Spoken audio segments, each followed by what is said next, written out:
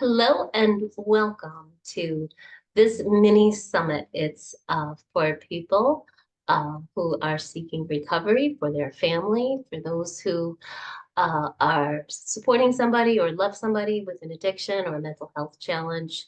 We recognize in the mindful family recovery community how that can take a toll on the whole entire family. And we created a space where people can come to for support. And one of the things that has helped me so much in my own healing journey, because I grew up with it, I lived with it, I married it, I've been there, and I still am there. And one thing that really helps me get through the day is my mindfulness practice, and it has been huge.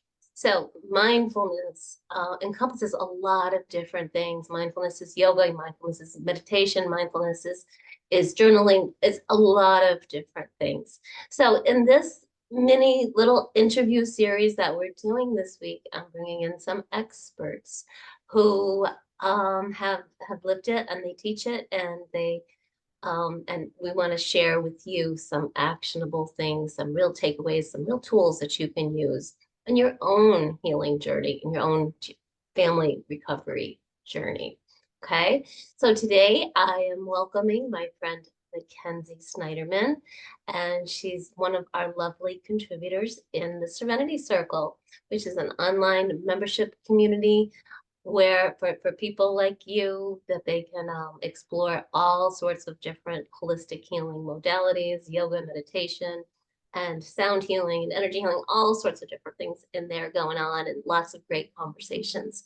And Mackenzie is one of our community leaders. And I love how she calls the Serenity Circle the soul spa, which is really what it is. So Mackenzie's going to introduce, I'm going to turn this over to you, Mackenzie. I'd like you to introduce yourself. Maybe tell us a little bit about your journey, your own recovery journey, living with addiction in your family, and how mindfulness has helped you. And tell us a little bit about also what you do in the Serenity Circle for us as well. Okay? Okay, I'll try to remember all of that. I Well, get I'll remind you. excited. Don't worry. So you remind me, but yes, Mhm. thank you for having me. First of all, I love everything that you're doing. I love being a part of it. The Serenity Circle has been literally an answer to my prayers. So Good. I'm not sure when you thought it up or if I started praying for it when you but it's been wonderful. It's been a wonderful space, and the connections that I've made in there have been life-changing. So, and I Mm. know we're just getting started, so I'm like, wow, this is it. This is something that, yeah, I feel like I've been uh calling in to as a support for myself. But Yeah. yes, from a very young age, like you, Karen, I had it in my family growing up. And then yes, I dated it, I married it, I I experienced it through, myself with my own with my own issues and healing. And it's just been really, when it boils down to it, the most impactful things I've done, getting educated and going to meetings and stuff like that was very helpful. But when I started to incorporate mindfulness practices between all the stuff, that's when I found that I felt really deeply supported by, my higher power, myself, and I was able to relax enough and feel grounded enough to have the clarity that I really was struggling to pin down when I was all freaked out and anxious and trying to control and things like that. So yeah, I think the first mindfulness practice that I incorporated. I didn't realize it, but when I was 15, I lived in chaos. And of course, I didn't realize I lived in chaos, but I did. And I came home one day from a date with my girlfriend at the bookstore with a pack of yoga cards. And back then this was kind of, still, new agey and stuff. And I was like, oh, Mhm. yoga cards. And they just had like basic yoga poses on them. And it was just so easy to do. You looked at the card and you made your body make that shape. And I didn't even worry about how I was breathing or anything. I Mhm. just did it willy-nilly. Mhm. And even though now I look back because I'm much more advanced in yoga and I see, wow, I wasn't really, whatever, doing it right. But it was so powerful because even just the message I was giving to myself that I was going to take time to pause. And that's what it really gave me, was that mindfulness space where I wasn't distracted by everything. And I just kind of was like, I was folded or I was sitting straight or whatever. And it made me feel powerful and calm. And I didn't realize that's what it was doing then, but that's what it was doing. And that's why it's constantly been something, yoga, that I've come back to, which is another reason why I'm so delighted that there is a recovery space like yours that offers. Mhm. I mean, I can't even remember how many different classes and different types of yoga are in the Serenity Circle. But I mean, I think I'm signed up for a bedtime yoga this Mhm. week. Oh, I'm Oh, so excited about that. that's what, well, Is that you? unfortunately, that's me, but that's time zone's not going to be your bedtime. It doesn't matter. I start preparing for bedtime at 4:30.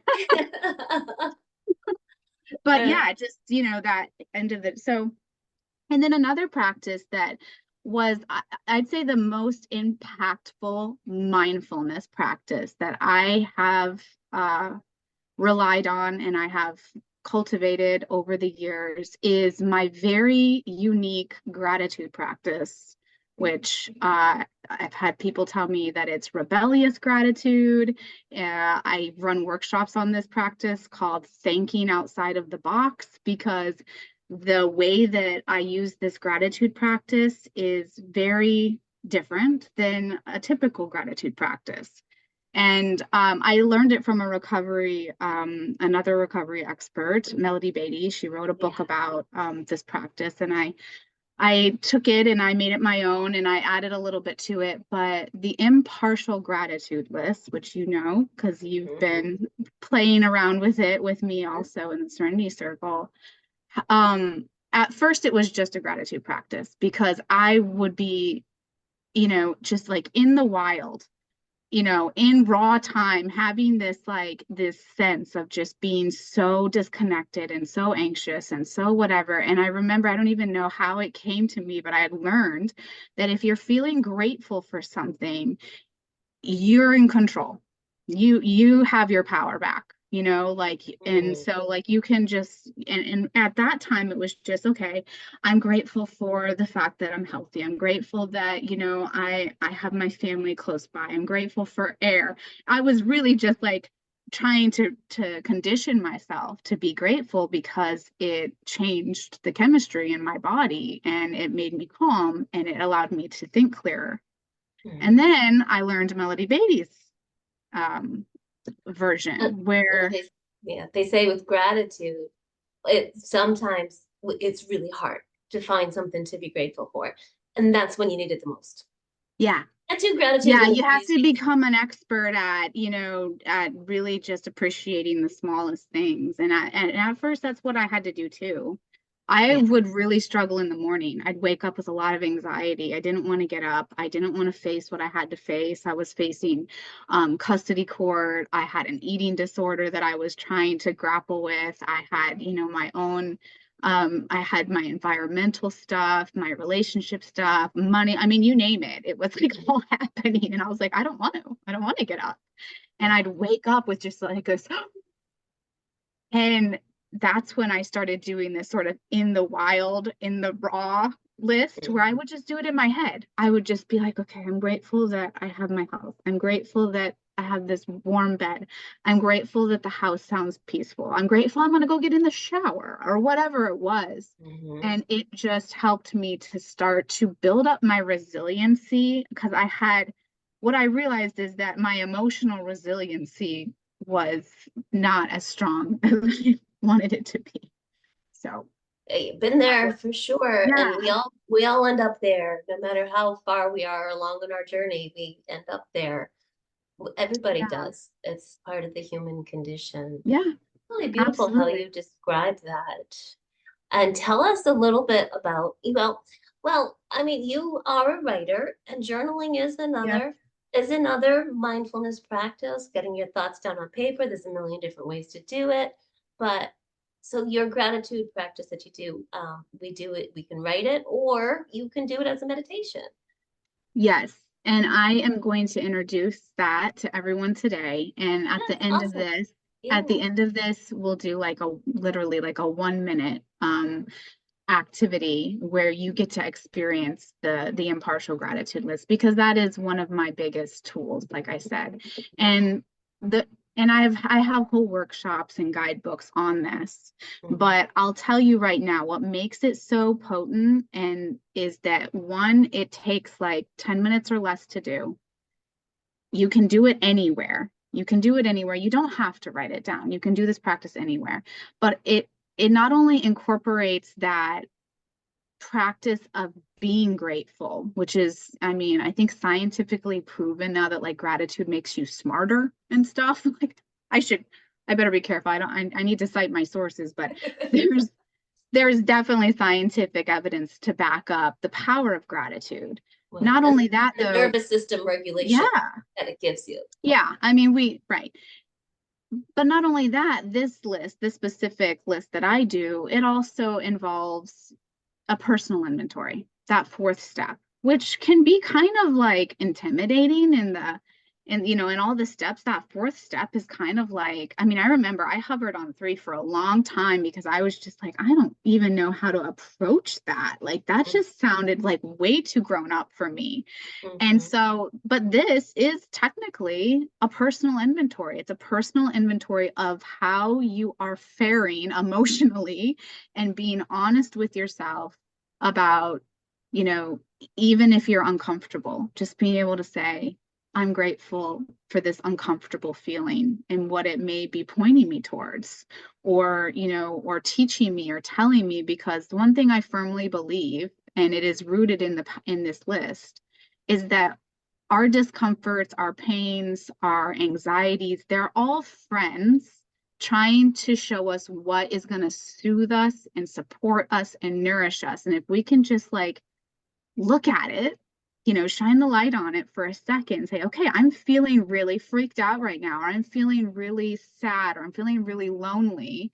And we can name it, even just to ourselves, even in our minds. Then the next step can be, okay, well, what would soothe that, darling? What would soothe that, honey? I like to talk to myself in pet names when I'm really, Yeah. but it's the first step to the next part, which is very comforting and supportive. Yeah. And so And yeah, that's that's really the important to feel it, yeah. to say, what am I feeling? And then really take a moment to say, where in my body am I feeling it? mm, That that that's what forces I've been you, trying to do this week, is yeah, work on that one. Yeah, I've yeah. been Say, and if you take a moment to say, recognize a feeling, whatever the emotion is, positive or negative, say, okay, I found this was really powerful. When you just take a moment to say, okay, before I'm noticing where in my body am I feeling this? mm, Those few seconds that you take to try to say, oh, am I feeling that in my chest? Am I feeling it in my gut? Am I feeling it in my head pounding? Where am I feeling? But that's those few seconds give you a pause, a chance mm-hmm, to pause. And because I used to be, stimulus to response in a millisecond, mm, really stimulus to reaction in a millisecond. And when you have just even a few seconds to not respond until you just recognize what you're feeling, that too can be very, very powerful. yes. Yes, Mm. you can go either way. It's all connected. You can go in through the emotions or you can go in through the body, but they meet in the middle.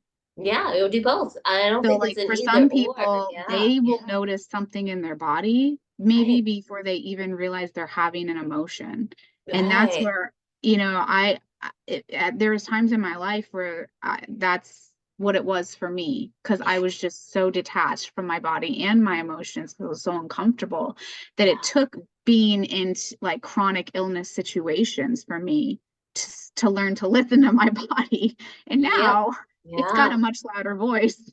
So, Yeah. or I have better listening ears. But yeah, you can go in either way. So that's the beauty too. And something I really love about the Serenity Circle is that there's so many opportunities in there, classes and experts that are mind and body, and it's just like, so whatever your preference is, if you're like a physical person, you like to heal and like, do the work and like go in from the body side, you have opportunities to do that, in there. And then there's like the writing and the journaling and and stuff like that that's also available. So, you know, me, I like it. I like all of it. I want to do a little bit of everything. Yeah, we got So, the energy part of it too. We got a lot of yeah, energy healers in there. We have yes, the the um the the energy and the spiritual stuff too. I mean, hmm, it's all connected. yeah, We it's have it really all. cool. That's And why I it's say like, it's like the soul spa. You go yeah, in there and you're like, okay, yeah, what can I treat myself to today? And just what am I feeling, Because like you were saying, Karen, your body will tell you what you need, or or those powerful like feelings will, whether they're, positive or negative, they'll say, I want more of this, or I need more of that. Like I struggled with loneliness so much. I realized that I couldn't even admit it then because it was so painful, but I was really lonely for a lot of my recovery journey. mhm, I tended to be the youngest person in the room. It was hard to connect sometimes. I mean, I entered into Al-Anon when I was just a little over 18. yeah, So I wasn't, people didn't really take me seriously when I talked, which I get, mhm, because I was just kind of trying to, but I was really lonely. And it makes all the difference to be in a space where you can connect so easily, and you can find people who are interested in the things you're interested in. And yeah, it's all centered around this personal growth and recovery and taking care of ourselves, which I think, regardless of whether we're doing it or not, we all need to do it more. It's important to take care of ourselves and fill our cups and listen to, the messages that our bodies are sending us. So, we gotta feel it to heal it. And what do yeah, we do as a yeah, culture? I mean, the vast majority of people, we numb, we distract, we avoid, we do anything but feel it. Whether we go shopping or we go scrolling on social, we'll do anything to avoid feeling it. And that's human nature. We don't want to feel it, but it seems counterintuitive to say, no, let's just spend some time feeling. It's like, oh, wow, I don't know how to do that. I'm just yeah. gonna go turn on the TV. I'm just gonna go do It's something else. easier said than done. It is. It's It's really easier it's said than work. done though. But what helps immensely is having a circle of people around you who are doing that too. Because then it's Yeah. like you can all, you're just, it's Mhm. contagious. It's like even if you don't want to do it, you're gonna get sucked into doing. I mean, remember when I started the thread in the Serenity Circle for the impartial gratitude list, and it Mhm. was weird, and it was kind of like, I don't know. And I mean, people started sharing in there, and it was like it was kind of contagious, I It think. was And it magical was a for great way sure. to take care of ourselves and to get to know each other in a really sweet way. But anyway, Yeah, and it's take you what have you to like and join leave the to rest. know more about that. Oh yeah, that's a great way to get to know about people. Sure, find out real deep things, and that builds connection. But there's a lot in there, but it's just take what you like and leave the rest. Yep. You Yeah. know. So Yep. so are you gonna? We have a few minutes before we need to wrap up. Are you gonna guide us through our impartial gratitude list? I'd love it if Okay, you did yes. I am, but I have to, before I do that, I have to explain the third part. And that. so Oh, the third absolutely. Well, part, why don't you review parts 1 and 2? okay. So part one of the impartial gratitude list is that you list, if you find yourself in a situation where you're really like you're having an intense emotion, or something's really worrying you or bothering you, you put that down on the list first, just so that you can get it out, and you can, you can just notice it. So I call that the doubts, uncertainties, fears. Now, you're not always going to start your gratitude list off with your doubts, uncertainties, and fears, but if there is one screaming at you, you put it down. You say, I am grateful for this anxiety, this loneliness, this sense of, whatever. And it just helps even just to name it. And then you leave it.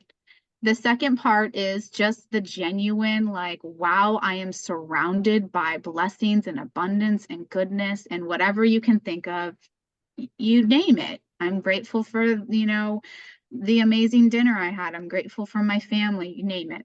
The third Grateful for part, sunshine. You can be grateful for rain. You can be it's grateful for it's anything. so like, it just, and you'll see, because we're going to practice this, but I mean, even just hearing me talk about it, I know that you know what I'm saying. When you start thinking about how good life is, it fills your whole body and your whole, and it's very helpful. The third part is that you write down that you're grateful for something that you're wanting to call into your life, that you're wanting to experience, but you write it down as if it's already happened. Mm-hmm. And this is a little bit of magical manifestation, like, stuff, but it's very potent. And it's, at the very least, it's very good to know what you want in life. And so it gives you an opportunity to think, oh, well, I want to experience like this type of relationship, or I want to experience, this type of dinner, or this type of space, whatever. You put it down. I'm grateful for this spacious house that I share with my family, where everybody has room to grow and play, and you write it as if it's happening. And that feels really cool too. So let's try it. Beautiful. So let's take 3 deep breaths. Close your eyes. And I want you to breathe out 3 times.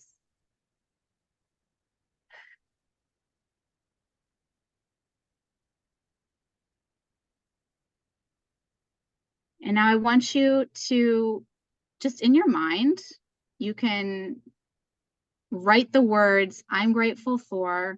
And maybe if you have something that's jumping to mind, something you're worried about, put it there. I'm grateful for, insert blank, something you're worried about. And just notice what happens when you frame it in a container of gratitude. Does it feel different? Does it feel lighter? Does it feel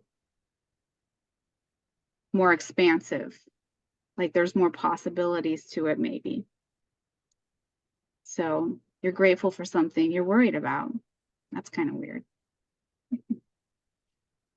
Then I want you to notice something or a few things in your life that you are genuinely just you truly appreciate. The presence of certain people or certain resources or technologies, anything, food, water, air.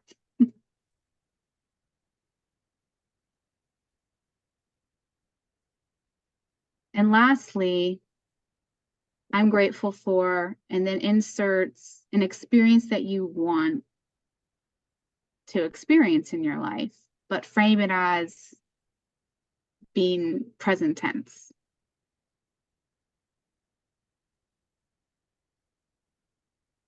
And just bask in that for a moment, because that's like the cherry on top of this list. That's why I put it at the end. But it's also just like, it's really, that would have to be a whole other interview, but the power of doing the personal inventory, the gratitude, and then the calling in what you want to experience, that is like a love letter to your entire life. Mm-hmm. Mm-hmm. And this practice is outlined in, I actually published a journal called the Courage to Change Recovery Journal. And you did, I'll yes. show you. Mm-hmm. And I run a group in the Serenity Circle based on this, and you can get a free digital copy of it if you join the Serenity Circle and you're in that group.